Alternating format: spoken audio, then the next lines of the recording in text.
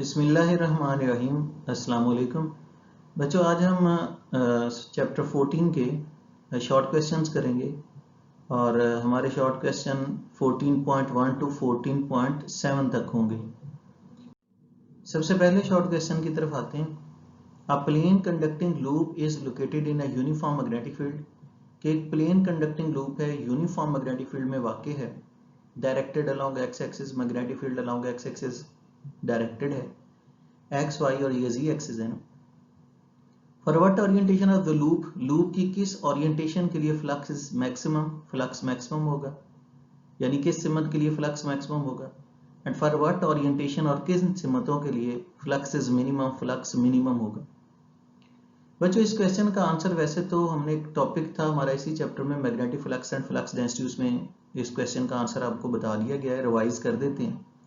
If a plane conducting loop is located in a uniform magnetic field, कि अगर हमारे पास एक प्लेन कंडक्टिंग लूप हो, यूनिफॉर्म मैग्नेटिक फील्ड में वाक़ हो, मैग्नेटिक फील्ड भी अलोंग एक्स एक्सिस है, then the flux will be maximum, flux तब मैक्सिमम होगा when the loop is perpendicular to magnetic field. अगर ये plane conducting loop magnetic field के परपेंडिकुलर हो तो फ्लक्स मैक्सिमम होगा।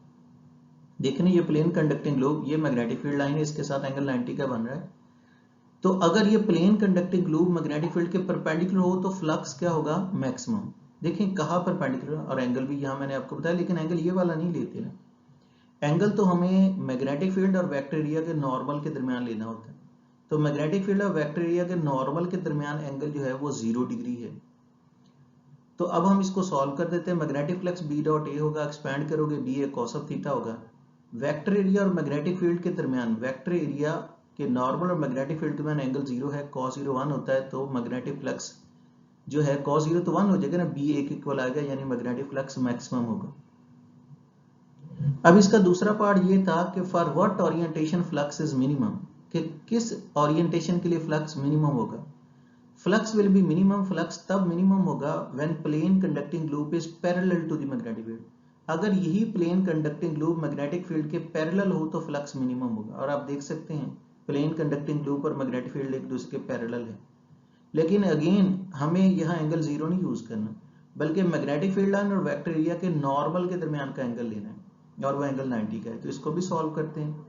तो phi B is equal to B dot A, expand करेंगे B A cos of theta हो जाएगा। अब चूंकि वेक्टर एरिया के नॉर्मल और मैग्नेटिक फील्ड के दरमियान का एंगल जो है वो 90 है, तो कॉस 90 0 होता है, तो फ्लक्स मिनिमम होगा, यानी 0 हो जाएगा। कॉस 90 जो 0 है तो इसको भी 0 कर देगा, तो फ्लक्स मिनिमम है। और आप देख सकते हैं कोई भी मैग्नेटिक फील्ड लाइन इसमें से पास ऑन नहीं हो रही। तो ये था बच्चों हमारा पहला शॉर्ट क्वेश्चन 14.1। अब हम आते हैं अपने दूसरे शॉर्ट क्वेश्चन की तरफ। दूसरा शॉर्ट क्वेश्चन है, एक current in a conductor produces magnetic field. Current conductor के अंदर मैग्नेटिक फील्ड पैदा करता है, which can be calculated by using Ampere's law, जिसको आप एम्पियर्स लॉ से कैलकुलेट कर सकते हैं। Since current is defined as the rate of flow of charge, क्योंकि करंट को हम यूं डिफाइन करते हैं कि ये rate of flow of charge होता है। What can you conclude about the magnetic field due to stationary charges. आप स्टेशनरी चार्जेस के मैग्नेटिक फील्ड के बारे में क्या कहेंगे। And what about moving charges, और मूविंग चार्जेस के बारे में क्या कहेंगे। बच्चों जरा क्वेश्चन गौर से पढ़ें, आंसर हमारा इसी क्वेश्चन के अंदर ही मौजूद है। देखो क्या कह रहे हैं, current in a conductor produces magnetic field, कि करंट मैग्नेटिक फील्ड पैदा करता है। करंट मैग्नेटिक फील्ड पैदा करता है, और मैग्नेटिक फील्ड किससे कैलकुलेट होगा, एम्पियर्स लॉ से। अब करंट किससे डिफाइन होता है, rate of flow of charge से। अब देखिए यहां तक अगर आप बात ये समझ गए कि करंट से मैग्नेटिक फील्ड पैदा होना है, जो कि एम्पियर्स लॉ से कैलकुलेट होना है, और करंट होता है rate of flow of charge. अब what can you conclude about the magnetic field due to stationary charges. आप स्टेशनरी चार्जेस के मैग्नेटिक फील्ड के बारे में क्या कहेंगे। देखें जब चार्जेस स्टेशनरी हैं, यानी rate of flow of charge ही नहीं है, तो जब rate of flow of charge नहीं होगा तो करंट ही नहीं होगा। जब करंट नहीं होगा तो उसको हम कैसे कैलकुलेट कर सकेंगे। यानी कि स्टेशनरी चार्जेस का रेट ऑफ फ्लो ऑफ 0 होता है, यानी करंट 0 होता है, तो उनका मैग्नेटिक फील्ड एग्जिस्ट नहीं करेगा। मैथमेटिकली भी हम इसको कर सकते हैं सॉल्व। तो बी और एल का जो प्रोडक्ट होता है ना, अकॉर्डिंग टू एम्पियर्स लॉ, वो म्यू नॉट आई के इक्वल होता है। म्यू नॉट आई बी डॉट डेल्टा एल हम लोग लिखते होते हैं फार्मूला के अंदर, लेकिन अगर मैक्सिमम लिखना हो तो बी और एल का जो प्रोडक्ट होगा इक्वल होगा म्यू नॉट आई के।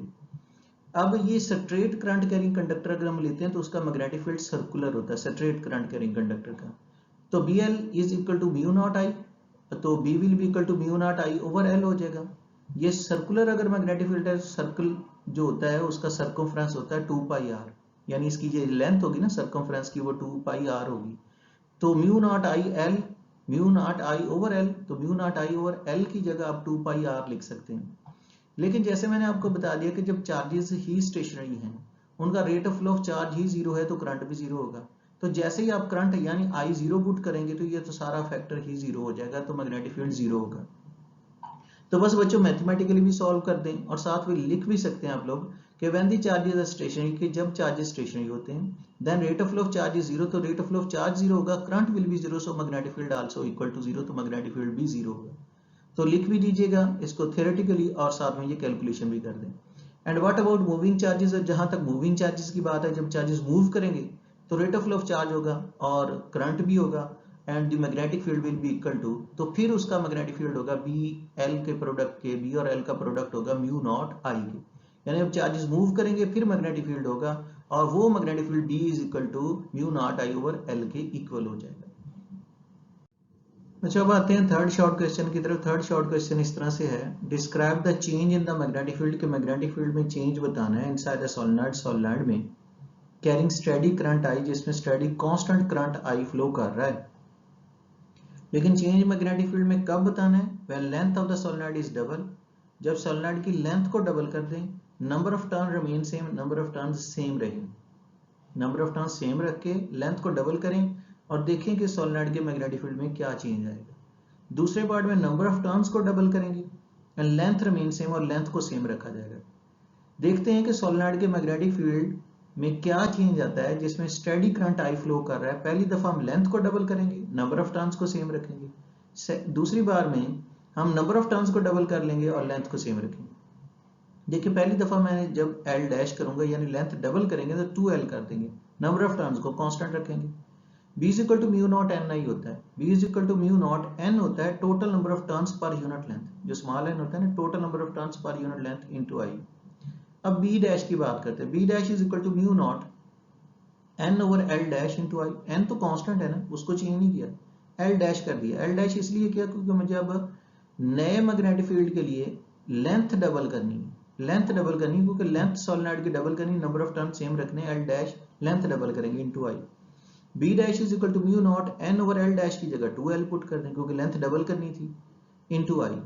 अब ये 2 जो है हम लोग इस 2 को पहले लिख लेते हैं, तो B dash will be equal to होगा 1/2, 1/2 है ना, ये स्टार्ट में लिख ले, mu naught N over L, number of turns per unit length, total number of turns per unit length, ये फिर से n हो जाएगा क्योंकि स्मॉल n की जगह ही तो total number of turns per unit length लिखे गए थे। तो 1/2 म्यू नॉट 1/2 स्टार्ट में ले गए, total number of turns per unit length की जगह स्मॉल n लिख दें, इनटू आई हो जाएगा। अब इक्वेशन 1 हमें बताती है कि म्यू नॉट एन आई की जगह b ही लिख सकते हैं, तो b dash is equal to 1/2, इस सारे की जगह दोबारा से b प्लेस कर दें। तो हमें पता ये चला कि अगर आप नंबर ऑफ टर्न्स को कांस्टेंट रखें, सेम रखें, लेंथ को डबल कर दें, हमने नंबर ऑफ टर्न्स को सेम रखा था, लेंथ को डबल किया, तो जो नया मैग्नेटिक फील्ड होगा वो पहले वाले के हाफ के इक्वल होगा, नया मैग्नेटिक फील्ड पहले वाले के हाफ के इक्वल है। तो ये तो इसका आंसर हो गया ना कि जब लेंथ को हमने डबल किया, नंबर ऑफ टर्न्स को सेम रखा, तो पता चला कि नया मैग्नेटिक फील्ड पहले वाले के हाफ के इक्वल आ गया। अब हम इसके दूसरे पार्ट में आते हैं, नंबर ऑफ टर्न्स को अब डबल करेंगे, लेंथ को सेम रखते हैं, n dash is equal to 2n, number of turns double करते हैं, लेंथ कांस्टेंट रखते हैं। सेम वही प्रोसेस रिपीट करते हैं विद सम चेंजेस। तो b is equal to mu naught N I है, b is equal to mu naught n है total number of turns per unit length into I. लेकिन अब आप लेंथ को कुछ नहीं करेंगे, नंबर ऑफ टर्न्स को डबल करेंगे, n डैश करेंगे, उसकी जगह फिर 2n जो है वो पुट कर देंगे। तो b dash is equal to mu naught n dash over l into I. n dash इसलिए किया कि इस दफा नंबर ऑफ टर्न्स डबल करने, लेंथ सेम यानी कांस्टेंट रखनी। b dash is equal to mu naught 2n, n dash की जगह 2n over l into I. अब नेक्स्ट स्टेप में ये होगा कि b dash is equal to mu naught, अब देखिए b dash is equal to mu naught, ये 2 जो है ना ये स्टार्ट में ले n over l, total number of turns per unit length जो है ये तो स्मॉल n ही हो जाएगा, इनटू आई, ये 2 स्टार्ट में ले गए।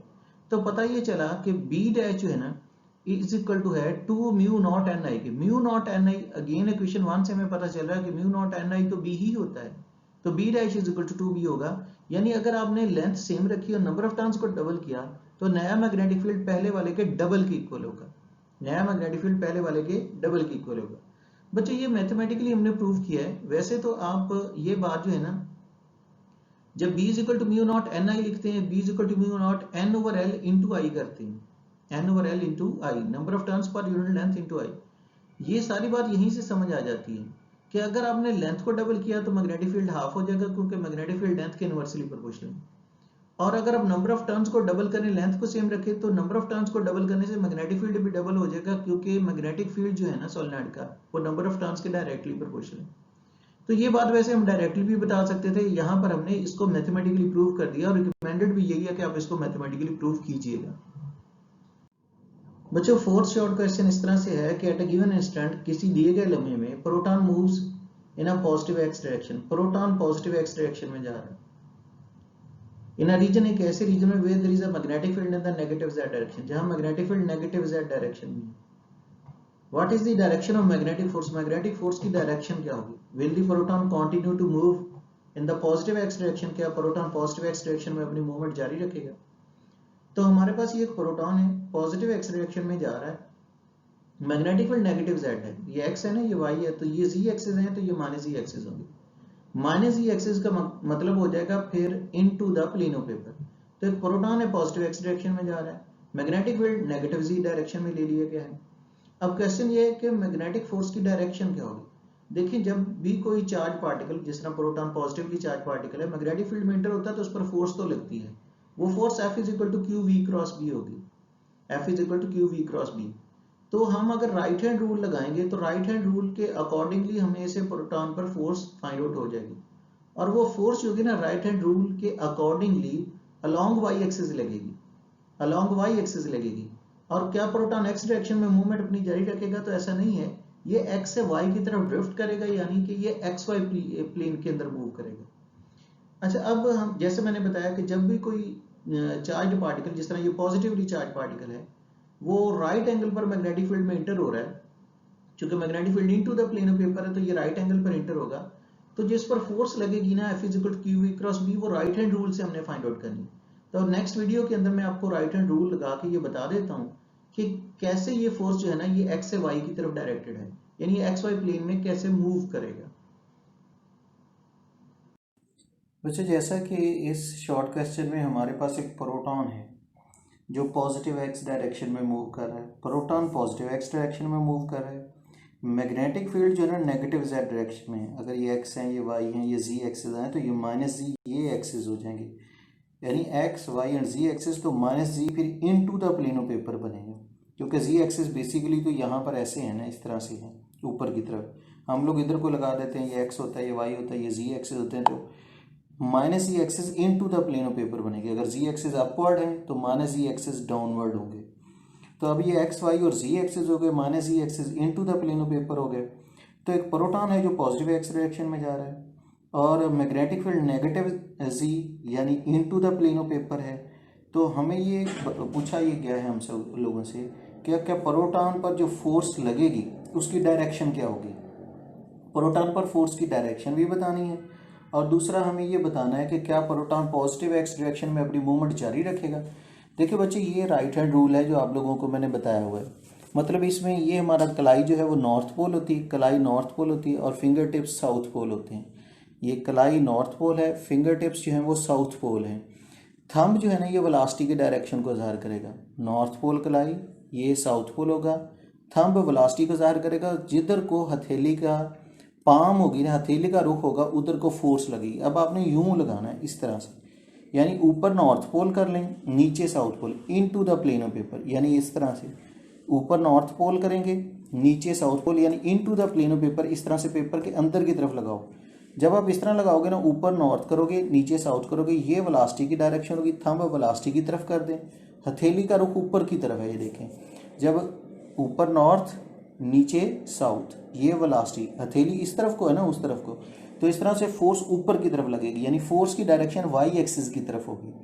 तो राइट हैंड रूल आप समझ गए होंगे, नॉर्थ पोल साउथ पोल, यानी into the plane of paper, into the plane of paper, ये वेलोसिटी होगी, हथेली ऊपर को है, तो फोर्स की डायरेक्शन ऊपर की तरफ होगी, तो यानी फोर्स वाई एक्सिस की तरफ लगेगी। बाकी उनका ये पूछना कि क्या प्रोटॉन जो है वो पॉजिटिव एक्स डायरेक्शन में जारी रखेगा मोमेंट, तो ऐसा नहीं है, क्योंकि वाई एक्सिस की तरफ फोर्स लगेगी तो ये एक्स से वाई की तरफ मुड़ जाएगा, यानी इसकी जो डायरेक्शन मोशन होगी वो एक्स वाई प्लेन के अंदर होगी।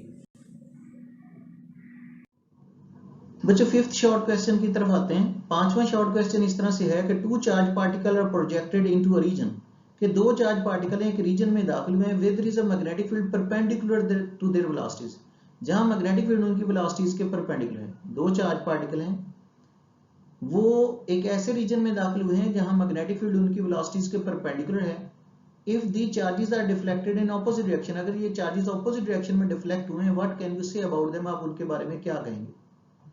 देखिए, अगर दो चार्ज पार्टिकल हैं, वो एक ऐसे रीजन में इंटर हो रहे हैं जहां मैग्नेटिक फील्ड उनकी वेलोसिटी के परपेंडिकुलर है। ये वेलोसिटी और ये है मैग्नेटिक फील्ड, मैग्नेटिक फील्ड और वेलोसिटी एक दूसरे के परपेंडिकुलर है। अगर दो चार्ज पार्टिकल एक ऐसे रीजन में इंटर होते हैं जहां मैग्नेटिक फील्ड उनकी वेलोसिटी के परपेंडिकुलर है और ये दोनों चार्ज पार्टिकल ऑपोजिट डायरेक्शन में डिफ्लेक्ट हो, तो हम क्या कहेंगे। देखिए, राइट हैंड रूल इस पर लगा के देखें। ये हमारी बुक की फिगर है और ये हमारा टॉपिक था force on a moving charge in a magnetic field. वहां ये बात सारी आपको समझाई भी हुई है मैंने कि अगर कोई charge particle Q velocity v के साथ मैग्नेटिक फील्ड में इंटर होता है, राइट एंगल पर इंटर होता है, तो उस पर फोर्स लगती है और राइट हैंड रूल के मुताबिक जो फोर्स लगेगी ना वो अपवर्ड डायरेक्शन में होगी और ये पॉजिटिवली चार्ज पार्टिकल पर होगी।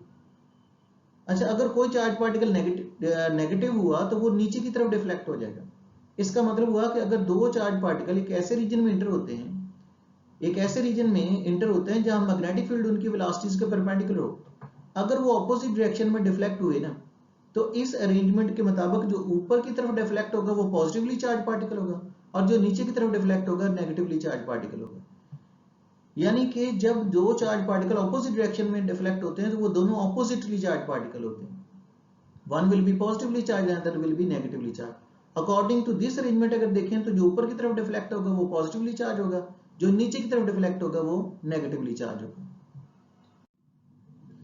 बच्चों 14.6 शॉर्ट क्वेश्चन इस तरह से है। Suppose that charge Q is moving in a uniform magnetic field with velocity v, कि चार्ज Q है वो यूनिफॉर्म मैग्नेटिक फील्ड में वेलोसिटी v से मूव कर रहा है। Why is there no work done by magnetic force, ये बताएं कि मैग्नेटिक फोर्स काम क्यों नहीं करती, that act on charge Q, जो चार्ज Q पे एक्ट कर रही है।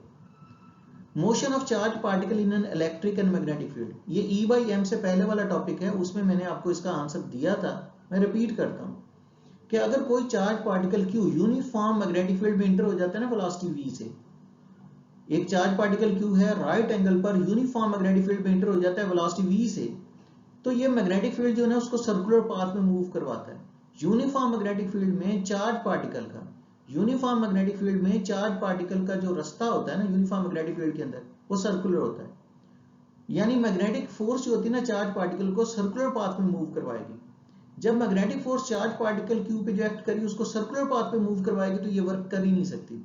ये फोर्स है magnetic force QV cross B जो इस पर एक्ट कर रही है, और इसका वर्क क्यों जीरो होता है, F डॉट D होता है ना वर्क, तो वर्क F डॉट D होता है, एक्सपेंड करोगे FD cos ऑफ थीटा हो जाएगा। जब सर्कुलर पाथ में मूवमेंट होती है ना तो फोर्स और वेलोसिटी के दरमियान एंगल 90 डिग्री का होता है। जो वेलोसिटी की डायरेक्शन होती है वही डिस्प्लेसमेंट की होती है, क्योंकि वेलोसिटी चेंज इन डिस्प्लेसमेंट होता है, वेलोसिटी और डिस्प्लेसमेंट का यूनिट वेक्टर सेम होता है। तो फोर्स और वेलोसिटी कह लें या फोर्स और डिस्प्लेसमेंट कह लें, इनमें एंगल 90 का है, तो cos 90 होगा, cos 90 जीरो होता है, तो वर्क डन भी जीरो होगा। बच्चों, ये सिर्फ मैग्नेटिक फोर्स का इशू नहीं है, बल्कि हर वो फोर्स जो सर्कल में मूव करवाती है उनका वर्क जीरो ही होता है। जिस तरह सेंटीमीटर फोर्स का वर्क भी जीरो होता है, क्योंकि उसमें भी फोर्स और डिस्प्लेसमेंट में एंगल 90 का ही होता है। तो बहरहाल मैग्नेटिक फोर्स जो चार्ज पार्टिकल Q पे एक्ट कर रही है ना, जो यूनिफॉर्म मैग्नेटिक फील्ड में मूव कर रहा है वेलोसिटी v से, ये चूंकि उसको सर्कुलर पाथ में मूव करवाती है, सर्कुलर पाथ में फोर्स और डिस्प्लेसमेंट के दरमियान एंगल 90 का हो जाता है, तो लिहाजा मैग्नेटिक फोर्स का वर्क डन जीरो हो जाएगा।